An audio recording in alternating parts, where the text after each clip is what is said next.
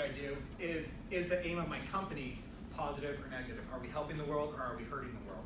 And that is an entirely subjective point of view. How is everyone? Good. Good. Awesome. So before we dive in, what kind of majors do we have in the audience? Poli-sci and French. Awesome. Psychology. Excellent. Communication studies. Excellent. Let's keep going around the room. Let's keep it going. Global comm and Chinese. Excellent. International studies and econ. Okay. Nursing. Awesome. Start back there. Political science and economics. Cool. Political science and social work. Excellent. International studies. Cool. Journalism and communications. Awesome. Early childhood education. Cool. International business. Excellent. Awesome. And you're here. I'm graphic designer. Awesome. I want to talk to you later. So that's cool. I have 2 degrees from USU, one in French and one in history. And before we get going, I just want to talk about how I was able to sort of translate that into the professional world. So the biggest thing for me when I boil down a French degree, it all basically comes back to trying to order something at a farmer's market in France and being terrified that I didn't know the gender of the thing I was trying to say, and being terrified that if I gave them the money, I wouldn't have enough because the numbers didn't make sense to me. And so I'd just pay for anything with a $20 bill and just happily take my change back. I was very poor, so I could only do that a little bit, so I essentially went hungry a lot of the time. But what that taught me was that the people to whom you're communicating aren't always understanding what you're saying, and so the best way to speak is short, speak succinctly and clearly, excuse me.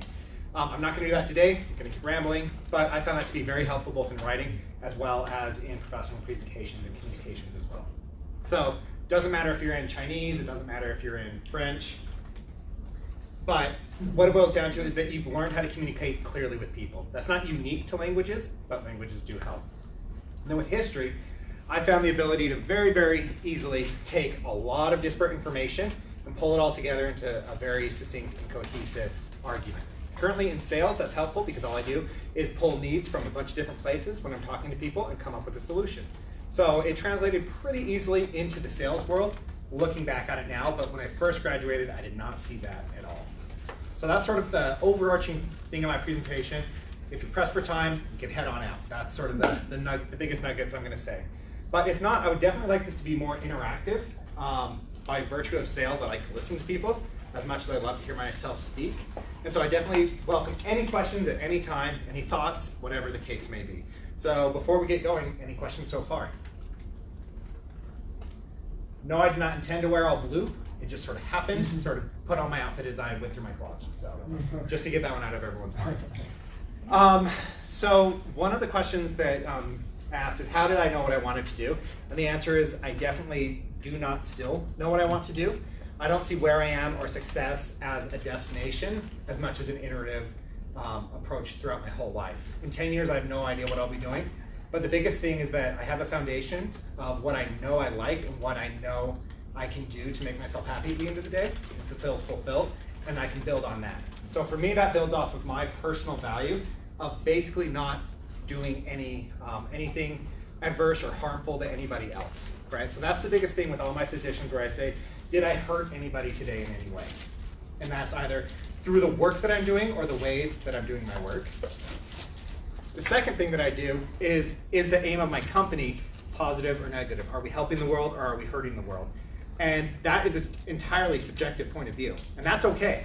It matters for yourself that you can wake up with and keep going throughout the day, feeling good and complete about what you're doing.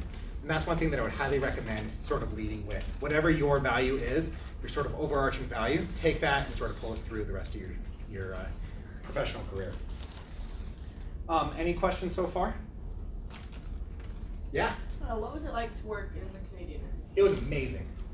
So as people may or may not know, the government of Canada requires everything to be in 2 languages, one in English and one in French, which meant that every email that I wrote, whether it was a quick reply, had to be in both English and French, which was excellent practice. And just to calm the concerns of my 2 French teachers at the back of the room, I got much better over time as I was practicing. The subjunctive eventually did make sense to me. Still doesn't now, but it did for a short period of time. But throughout my day, I would speak to both Canadians as well as people across the world whose language was either primarily French or was their secondary or possibly even tertiary language. And so I had to basically boil down all the different possible idiomatic phrases across the world and speak clearly in basic French as much as possible, which is really hard. But I learned how to do it eventually. And it was very much the same way at the IMF as well. So the IMF, for people that aren't economists or maybe not international business or poli-sci majors, the International Monetary Fund, and they help set fiscal policy across the world.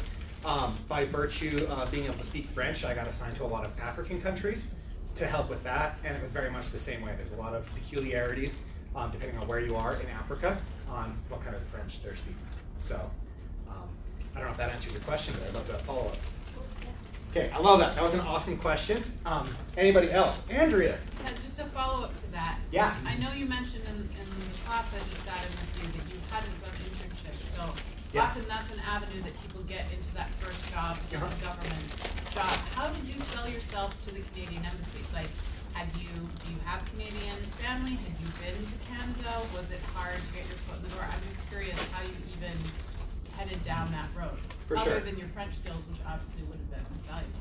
For sure. So ironically, I actually found the job on Craigslist, which is kind of crazy looking at it now, but at the time, I thought this has to be fake.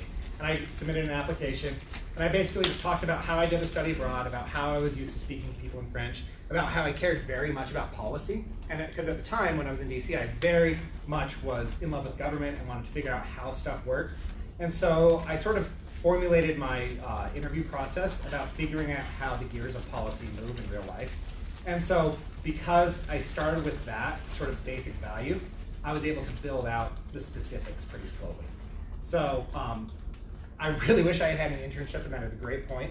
And if any of you can meet up with someone in career services and score an internship, absolutely do it. It is priceless.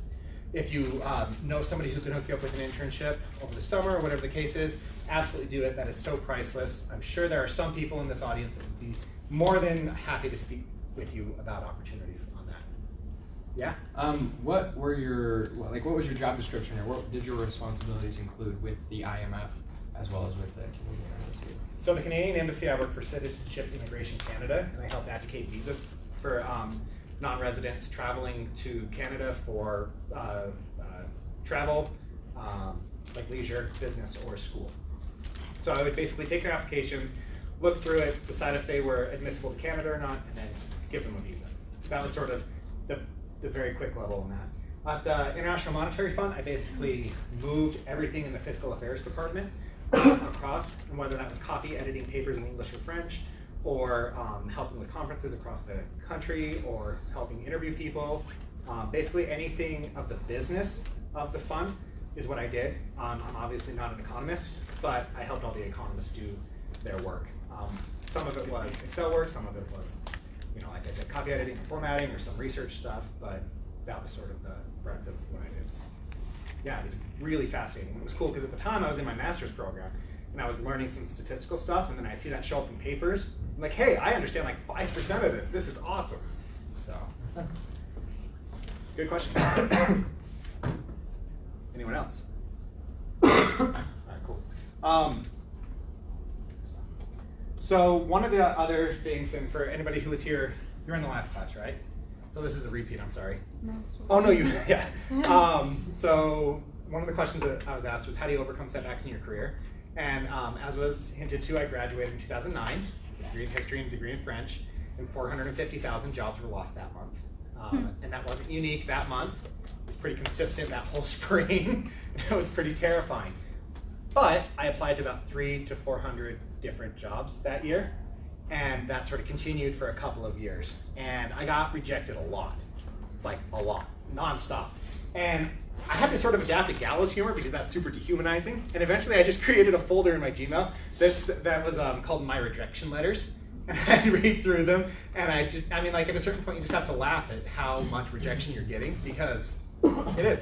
But after you sort of stop soothing that, and after you sort of stop feeling that hurt and nursing that hurt, and you look at why you're being rejected, you can start aggregating all that data. And I eventually had an Excel sheet that tracked everything that could possibly be tracked about my job application process.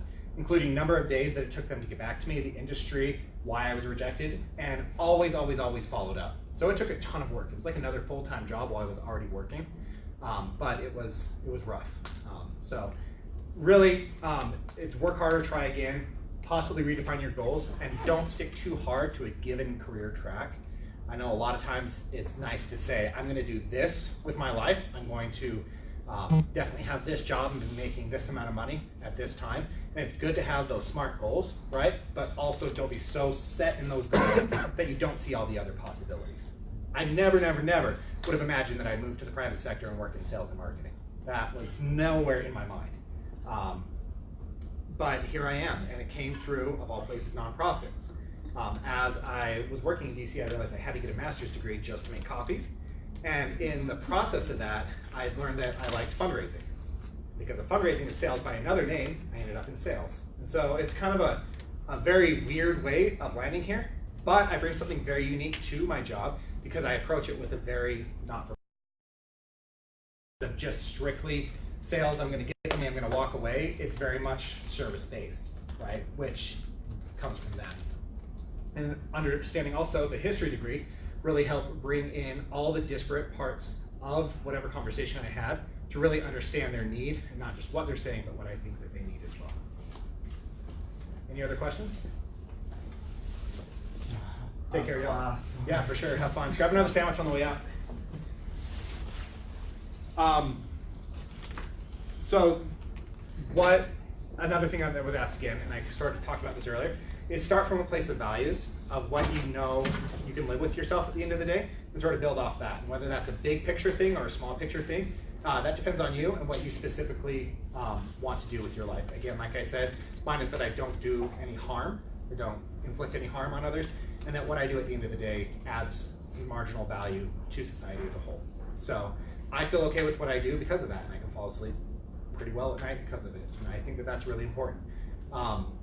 There have been times when certain positions didn't sit well with me, and that was really hard. That was emotionally very, very hard. And while it was a good place to employ, and whether it was a good sort of step in my career, it was really hard to, feel and look at myself in the mirror at the end of the day. So I would definitely recommend very heavily from the outset, start with your values in mind, and then build from there. Any other questions? Anyone? What's on your mind? I guess you did a language. I did a study abroad over in France. No way. Which part? Just Paris. Just Paris? Just Paris, everyone. Sell yourself, man. Sell yourself. But you went to Canada, kind of doing the same thing. So if you're trying to go foreign, I guess what would be the best way to get in, that sector? I know you said you did it with Craigslist. The whole place, right? Yeah. So I guess how would you, if you're trying to sell yourself, do something in another country, how would you do that? So I also did a study abroad in just Annecy at the time, and it was really fun. I spent 2 weeks in Paris and wish I had spent more. And so that was definitely helpful in my resume. As far as getting in somewhere, understand how that government or that foreign organization works and what their needs are and where you can add value in their organization. If you go in applying for a specific position, you're probably not going to get it, and you're going to sort of spin your wheels in the water. But if you find out, like, hey, you know what, I sound like I'd be a good fit for their Northern Communications division, then go for it, by all means. Sort of spend your time researching it and sort of come at it from a position of power. So that's what I would recommend. Also, networking can never be underrated. It's okay to reach out to people out of the blue, and the worst that's going to happen is they're not going to respond to you, or they're going to send you a nasty gram and say, never contact me again, and guess what? You don't need that person in your life anyway, so it's fine to do. Just do it authentically and positively, and you'll typically get pretty good results in my experience. So reach out and ask people who are in that field to talk about it if they can. That's a really good question. I like that question. So Ted, as an example of networking, everyone here should reach out to you through LinkedIn. Absolutely. Every single person should. And as a limited time bonus, I just did a brown bag for my company about how to audit your LinkedIn profile. And as long as it's okay with my boss, who might be watching right now, I would like to share our sort of LinkedIn audit tool to sort of help you gear your LinkedIn to be a little bit better, because it can always be better, and everybody agrees LinkedIn isn't amazing, but it's also an invaluable tool. I've had people that I've pitched on projects be denied by our end client because their LinkedIn wasn't good enough by the end client, and so it really does matter. What you put out there is super important. Doubly, don't just focus on your LinkedIn and don't just focus on your resume. Do them both at the same time and make sure they line up. If your years are off on one or the other, that pretty much shows that you're inauthentic and not to be trusted. So small things like that in the application process can really throw you off. Great question. All right, I got a question here, question here, question here. I'm going to pick on somebody from this side. Any questions? None? Not a single one? How are you going to apply for a job? How? Yeah. When you graduate, how are you going to apply for a job, do you think? Oh, you're very on the spot here. Be warned, everybody. Come up with a question. I don't know, just put my name out there trying to apply for lots of different things so that Awesome. I don't get stuck in one career path. I like that you said that. I don't have like one idea of something that you can do. Like that. I love that. One thing, can I make one small recommendation? Yes, please. So, like I said, I applied for a couple hundred applications in a year, so I tried what I call the shotgun approach, where I basically just fired every application out that I could to limited success and a lot of personal time and effort. It's really a lot better to very carefully identify somebody in an organization, talk to them, find out what they need, ask them to look at your resume, see if it fits with the culture, and then sort of go from there. It takes a lot more time, and you're going to feel like you wasted a lot of time, but in the end, it's going to pay off a lot more. In the end, it really, really helps to have a good network of people, because you lead from a place of trust as opposed to try to establish that trust from the get-go. It's pretty easy to disappear in a pool of applicants. So, sorry for putting you on the spot. I didn't mean to make you feel bad. But Ted, Yeah. on that point, we had this exercise just happen last week. So the company Ted works for, the CEO, the manager, is an alum of our college, and she put out an ad through LinkedIn saying, "Hey, we're recruiting," right? And so then I took that and I sent it to everybody in my network, which is just about 1,000 people now. Mm-hmm. And what's interesting is you can very quickly realize that we have alumni in our college who are recruiters or managers at all sorts of companies up and down I-15. Absolutely. And so these are folks, even if you don't feel like you're ready to apply for that job, you should feel comfortable just sending them a message and saying, you know, I saw that, and I'm still a year away from graduating, but I hope when I graduate, if you've got a job like that, I can apply for it. Just little things like that is an example of what Ted is just talking about, that you can use, you have a network that's sort of built in just because you're a USU alum, and then an alum of our college, and then whatever major you're in. And people who are active on LinkedIn want to meet other people, and they want to help other people.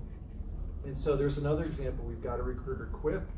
They do oral hygiene products. They're in Lehigh too. She's super active. They're hiring all sorts of folks in sales and marketing and customer relations. These are good kind of entry-level jobs for folks coming out of college. And so just like a couple of days on LinkedIn, you just start to see these folks. And these are people you could say, hey, you know what, I'm not able to apply for that job right now, but is there a chance for I could meet you and talk a little bit about your industry or things like that? Maybe they won't reply, but I think often they do. And if nothing else, even if they don't reply, your name is at least out there, and you're building a brand awareness of yourself. So that when you do submit an application, they'll say, hey, I recognize that from somewhere. So that's a really good point. The worst case scenario is you build brand awareness. So. And we received a lot of applications for that position. So, which is great. It is amazing. It is awesome. We're currently above 100% booked, so it's good to get some quality applicants in there. And that's a good point, though. There's a lot, right after this, there's a lot of chances that you may not identify as a role that you're a good fit for. Just go ahead and look and sort of like, what are they doing? And can you do it? Don't get too hung up on a title or an industry or anything. for a long time I was like, I would never work in healthcare, and that was a simply foolish point of view because healthcare is one of the largest markets in the country. And it was really my own personal arrogance that I refused to look at positions like that. I don't know why I didn't look at it. I can't explain it on this side of my life, but sometime in the past, I just thought I wouldn't be a good fit, and that was silly. I closed myself off to a lot of opportunities. So from a career services point of view, that's where I work. Yeah. So you said you received a lot of applications. Yes. Were you in on that process Yes. at all? So tell us what stood out to you in the applications, good and bad. A carefully crafted, grammatically perfect cover letter that clearly identifies the organization, why they're a good fit for the organization, and that does not come off as arrogant or conceited. That is the number one thing for us. And I know that there's a school that says don't include a cover letter anymore. There's a school that says do include a cover letter. We're personally still here with our company. And it can't hurt. It can't hurt. As long as you put the effort into Yes. it. In fact, because a lot of that's part of our hot tip for those online, there's part of our process is carefully looking at applicants that they can follow directions. So if they don't include a cover letter, we will look at their resume and see if they're a good fit, but they don't get really good, strong consideration. They get a glance at best. And then some people will put it in a poorly punctuated, all lowercase cover letter, and frankly that means they haven't looked at what our company does whatsoever. So that's a wash as to including one or not. Marginally better than not, but yeah. How do you like sell yourself and make your resume attractive without being conceited? What's your professional value proposition? What do you bring to the table as a unique and wonderful human being? So you're asking me? I'm asking you, yeah. I put people on the spot and make them feel wildly uncomfortable. That's what I bring to the table. It's a skill. It is a skill. Developed it well, though. Repeat the question. What's your professional value proposition? I guess to do my best in whatever I'm doing and to, I don't know, further whatever company I'm working for to further their goals as best I can. As you refine that and make that something that you feel comfortable saying, on the spot, I don't expect that to be comfortable, but as you make that more comfortable, that's how you sell yourself. Okay. You start from that foundationally comfortable and strong position and move from there, right? That's the value that you can carry with you no matter what. The intricacies of the individual position, they're important, but they're not the defining factor. That authenticity of being able to legitimately, sustainably add value to an organization is what matters in the end. It's okay to say, I'm worth this, right? One thing I said in the last class that I wish I had known before is that the reason you're getting an interview is not because they're feeling charitable or not because they're being nice or because they feel like they just want to be warm and fuzzy. It's because they have a need and they're looking to fill that need. So if you can approach it as a serious candidate and say, I'm worth this, then they'll say, you know what? You are worth that. And you know you're worth, and I know that I'm going to get good work out of you because of that. All of those sort of lead from a position of strength. And I think that is how you sell yourself without being conceited. When you say work, you don't just mean dollars. No. That what I find, we hire all the time, and there's a difference between confidence and arrogance. Yeah. It's hard to hire someone who lacks confidence in themselves, because I'm going to put, whether it's a faculty position or a staff position, this person has to get out there and solve problems. And so you want to hire somebody who has that kind of inner confidence. Arrogance, though, is someone who just comes across as being very me-focused, very I-focused. And at the end of the day, we're all working in teams. It's pretty unusual for you not to be in a position to be collaborative at least some of the time. Absolutely. And so you're trying to find that there's that zone, that comfort zone, where you're confident but not arrogant. And I think one of the advantages you have being relatively early in life and career is you can talk about your own growth, how you want to grow, and how you see an opportunity with this particular organization as a chance for you not only to bring what you bring, but to continue your own growth with that organization. I think sometimes that can be very effective. I wholeheartedly agree with that. Absolutely. another good way to sort of put fences around that, right, is to take somebody that you trust, like everybody send every resume you have to the dean, and you can, and say, how does this come on? And be open to the feedback and implement the feedback, but more than anything, listen and make corrections in yourself. And then if you can grow that, you'll learn how to speak about yourself with confidence and accuracy without being arrogant. Yeah, I'd be happy to meet with any. I was joking, but that's how great of a dean you got. So I'd be happy to do that. yeah. So, on paper, Yeah. your history, you come from history and French. Yeah. So on paper, like, I would expect you to be a musketeer expert, right? But fundraising was more of your career, fundraising into sales. What are those universal skills you picked up on, or what is it from your education that you actually use? Absolutely. So it's to boil it down in a very, very quick response, being able to speak clearly and succinctly with French, and being able to collect a lot of information from history and present it clearly. That's really what it boils down to in the end for me. The undergraduate degree that you get is wildly important in your life. However, the specific degree is perhaps not as monumentally important in the professional world as having a degree. And sort of subtext on that, being continually inquisitive and interested in everything all the time. Theoretically, you have a degree because you were interested enough in something to pursue it to its logical end, right? If you can carry that over to TPS reports or whatever the case is, then you will be able to really excel in a professional environment. So, in a very short answer, that's how I would translate that. I could go on at a length about that. I've never read The Three Musketeers in full. Embarrassing. That's a great question, though. Yes? You said you applied for hundreds of jobs. Did you tailor your letter for each job, or did you just send a generic letter, or what did you do? I mean, that seems impossible to, because I think that's hugely important to, it is. write the perfect letter, basically, and tell them that you match what they're looking for, right? But how could you do that if you apply for hundreds of positions? So there are certain economies of scale. If you think about it, 739 math is right on the spot, would be 2 applications a day for a year. And so it's only really 1 to 2 applications a day. And thank you very much.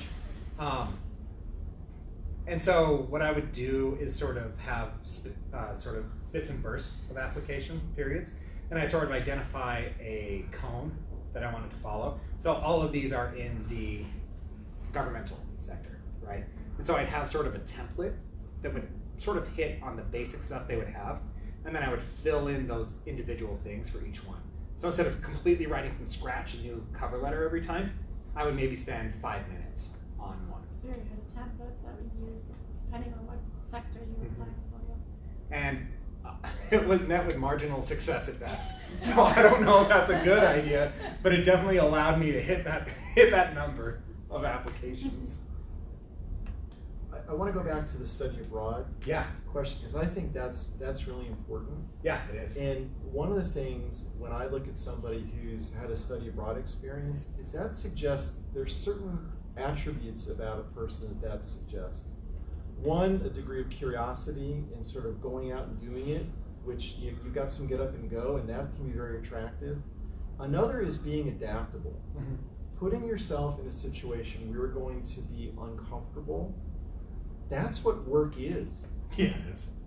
And so if you volunteered to put yourself in a situation where you're going to be uncomfortable, that says something to you. And you might not be able to articulate that right now, but I think there are a lot of employers who find that very appealing. I would agree with that. And I would just add that you paid money to make yourself uncomfortable. Yep. Vote of confidence for the study abroad program. No, the study abroad program was the best thing of my undergraduate experience, hands down, no question at all. I learned more in 3 months. No, I don't like where that sentence is going. I learned a lot in 3 months. But it is true. Work is continually uncomfortable. In sales, for example, I'm right now I have 16 things that are up in the air that I don't know. A couple millions of dollars that may or may not happen. I have no idea. And I have to talk to people I've never spoken to before. I have to carefully research them. I have to come to them and convince them to spend a lot of money with my company. And that's okay. And it's wildly uncomfortable, but that's okay. And it's exactly those same skills. Is I'm fine sort of living in that nebulous ether at the moment. So yeah, it is a very, very attractive aspect of that. But I think it goes back to Simon's question. I think sometimes in humanities we tend to undersell the skills that we develop that are actually very valuable in a work setting. I would say that humanities provide the solid foundational skills of clear, concise communication, which is wildly missing in the professional world. If you can communicate an idea, you're already leagues ahead of everyone else. We're all smart people, that's why we're here. And so if you can take an idea, be curious about it, sort of come at it from a new angle, and communicate that idea, you will be wildly successful professionally. I firmly believe that. Ted, can you speak a little bit to the recent pivot you've made between nonprofit and a more corporate position? Just because I think that's another struggle that some humanities majors, and I went through it in my life as well, as like wanting to, and you talked a bit about values, right? Wanting to work in a value-added sort of position where you are bringing something to society, you're bringing something to the world, but also wanting to achieve your own professional goals and wanting to move forward and wanting to earn money, and you know, and sometimes I think people see those two things as disconnected. And so can you just speak a little bit to how you made that pivot and how you continue to feel like you're bringing value to your work and to society as a whole? Absolutely, that's a great question. It starts with the idea that nonprofits are essentially businesses. They're exactly the same. The only difference is that they have a social bottom line. So not only you have a financial bottom line where you have to return value to stakeholders, but you have to help a disparate population of people who, for one reason or another, can't help themselves. So that's the biggest difference. And so for me, that means helping people lead better lives. And perhaps this is a little bit of a backflip, but I don't think so. I did not move to the corporate world without a lot of careful consideration. And what it boiled down to was the organization, it offers healthcare when it doesn't have to. It provides ample time off. It cares very deeply about its employees. It has very fair pricing policies. I carefully researched everything, and the company stood up as an exemplary organization that I would be comfortable doing business with, and even more working for.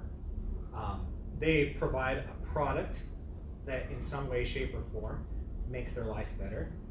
And so this all loops back to exactly what you said.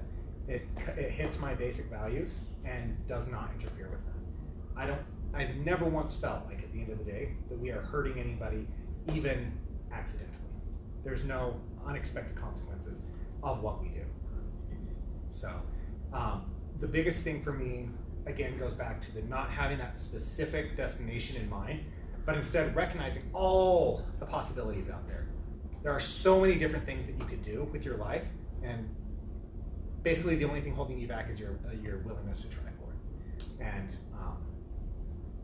again, it comes back to the values. It really is that. That's the core of it, I would say. Does that answer your question?